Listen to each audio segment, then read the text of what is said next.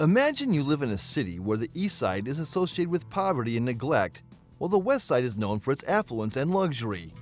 Perhaps you've even heard people make jokes about never crossing the tracks or staying on the right side of town. While these may seem like harmless comments, they reflect a deep-seated divide that exists in many cities around the world. Today, we're diving into the topic of why most cities' east ends have poor neighborhoods. If you've ever wondered why this is the case, you're in for a treat. We've scoured the history books, consulted with experts, and even cracked a few jokes to bring you the most interesting and hilarious insights.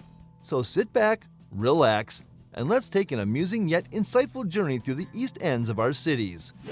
The phenomenon of the East End having poor neighborhoods has been observed in cities worldwide.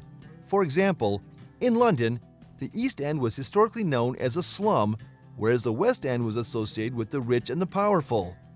In New York City, the east side of Manhattan is generally seen as less affluent than the west side. The same can be said for Toronto, Canada, where the East End is perceived as less desirable than the West End. But why is this the case? One explanation for this phenomenon is rooted in history.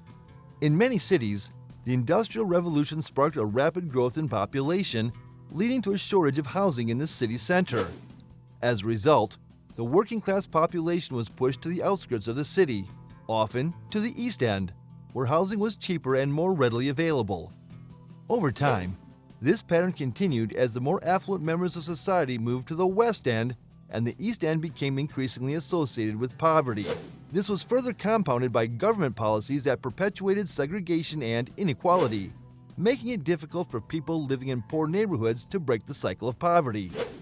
But not everyone agrees with this explanation. Some argue that the East End's perceived poverty is simply a matter of perception and that there are many thriving and successful neighborhoods in the East End of many cities. They point to the revitalization of areas like Brooklyn in New York City, which was once considered a rough and unsafe area, but has since become a vibrant and trendy neighborhood. Regardless of the explanation, one thing is clear: the East End of a city is often associated with poverty and crime. This has led to a negative perception of the East End, which in turn can perpetuate a cycle of poverty and social exclusion. But it's not all doom and gloom. There are many individuals and organizations working to break this cycle and revitalize the East End of their cities. From community gardens to public art installations, there are many creative ways to bring life and vibrancy to neighborhoods that have been neglected for too long. Well, there is one factor that is often overlooked in discussions of why most cities' East Ends have poor neighborhoods: the role of wind patterns. This may sound like an unlikely explanation, but in fact, it has been shown to have a significant impact on the distribution of air pollution and environmental hazards. In many cities, prevailing winds blow from west to east, carrying with them the emissions from industrial and transportation activities in the western part of the city. As a result, neighborhoods in the East End may be exposed to higher levels of air pollution and other environmental hazards, which can have negative effects on health and well-being. Studies have shown that air pollution is associated with a range of health problems, including respiratory illnesses, cardiovascular disease, and cognitive impairment. These health problems can in turn lead to a range of social and economic challenges, such as higher healthcare costs, reduced productivity, and lower quality of life. Moreover, environmental hazards like toxic waste sites, landfills, and chemical plants are often located in the East End of cities, where land is cheaper and zoning laws are more permissive. This can further exacerbate the disparities between the East and West Ends of cities, as residents of the East End are disproportionately exposed to these risks. There are many examples of this phenomenon in cities around the world. In London, for instance, air quality is significantly worse in the East End, where the wind blows pollution from the heavily trafficked M25 motorway and other industrial areas in the west. In Toronto, the East End is home to a large number of industrial facilities, including a coal-fired power plant, which has been linked to elevated levels of air pollution and other environmental hazards.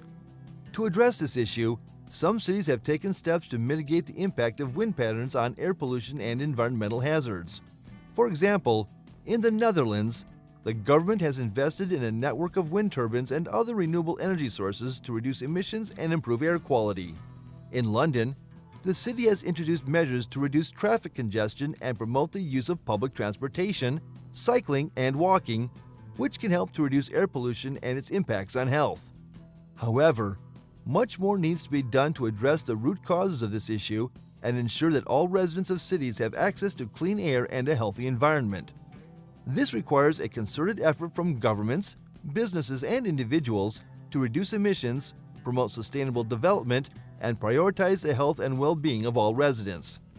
In conclusion, wind patterns are an often overlooked factor in the distribution of poverty and environmental hazards in cities. By recognizing the impact of wind patterns on air pollution and other environmental risks, we can work towards creating more equitable and sustainable cities for all. Another explanation for why the East End tends to be poorer than the West End is related to racial and ethnic segregation. In many cities, the East End was where immigrants settled when they first arrived in the city. As a result, the East End became associated with poverty, crime, and social problems, which only reinforced negative perceptions of the area. In some cases, this segregation was enforced by governmental policies, such as redlining, which prevented people of color from buying or renting homes in certain areas. Even after such policies were abolished, the effects of racial and ethnic segregation persisted, as families remained trapped in neighborhoods with few economic opportunities and high crime rates. Another factor that may contribute to the poorer neighborhoods in the East End is the lack of public investment.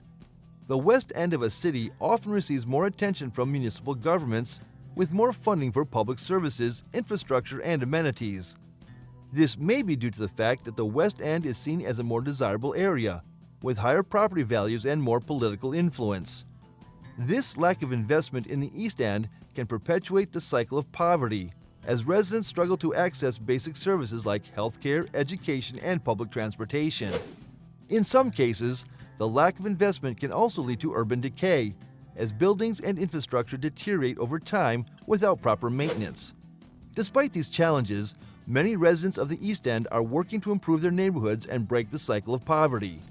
Community organizations, nonprofits, and grassroots initiatives are working to provide services and support to residents, create job opportunities, and revitalize neighborhoods. For example, in Toronto's East End, the neighborhood organization is working to empower residents through education, social services, and community development. They offer programs and services for families, youth, and seniors, as well as advocacy and engagement opportunities for residents. Similarly, in New York City, the East New York Restoration Local Development Corporation is working to revitalize the neighborhood by creating affordable housing, job opportunities, and public spaces. Their initiatives include a community garden, a farmer's market, and a youth education program, all aimed at improving the quality of life for residents of the East End. In London, the East End Trades Guild is a group of independent businesses working to promote local economic growth and community development. They advocate for policies that support small businesses and improve the quality of life for residents of the East End. These initiatives are just a few examples of the many individuals and organizations working to improve the East End of their cities. They demonstrate that with dedication, creativity, and hard work, it is possible to break the cycle of poverty and create thriving, vibrant communities in the East End. As we wrap up our discussion on why most cities' East Ends have poorer neighborhoods, it's important to remember that poverty and social exclusion are complex issues that cannot be easily solved. However, by working together and supporting grassroots initiatives, we can begin to address the underlying causes of poverty and create more equitable, inclusive cities. By recognizing these issues and taking action to address them, we can create a brighter future for all residents of our cities. Thank you for tuning in to our show today, and we hope you've enjoyed our discussion on this intriguing and complex topic. Hit the like button and share opinions in the comment box below. For more videos like this, subscribe to the channel and don't forget to press the bell icon. We'll see you guys in another video. Until then, peace